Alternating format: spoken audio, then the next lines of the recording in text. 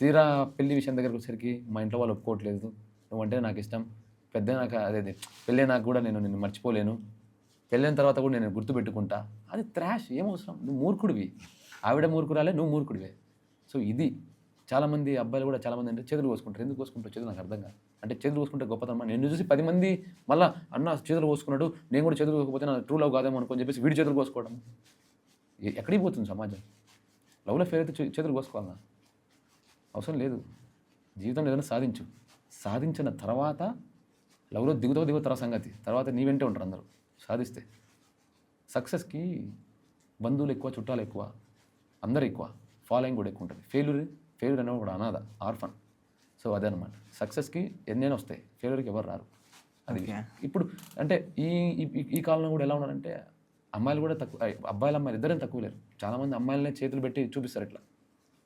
అమ్మాయిలని అంటారు, ఈ అమ్మాయి నన్ను లవ్ చేసింది, మళ్ళీ వేరే వాడిని లవ్ చేసింది చెప్పేసి. ఎంతమంది లేరండి అబ్బాయిలు? గుండె మీద చేసుకొని చెప్పండి, అబ్బాయిలు ఎంతమంది లేరు? ఆల్రెడీ లవర్ ఉన్న అమ్మాయిని గెలకని వాళ్ళు ఎంతమంది లేరు అబ్బాయిలు? అమ్మాయి ఆల్రెడీ ప్రేమిస్తున్నారు అబ్బాయిని, కానీ మనవాడు ఆల్రెడీ కానీ మనవాడు ఆ అమ్మాయిని గెలుకుతాడు. ఆ అమ్మాయి లవర్ ఉందని చెప్పినా కూడా మన వాళ్ళు ఎంతమంది గెలకరు?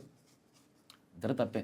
ఎవరేమి ఇక్కడ ఆల్రెడీ తను ప్రేమలో ఉన్నా కూడా తెలిసినా కూడా మనవాడు వదలడు. ఇద్దరు తప్పే, ఎవరు అనేదానికి లేదు ఇక్కడ.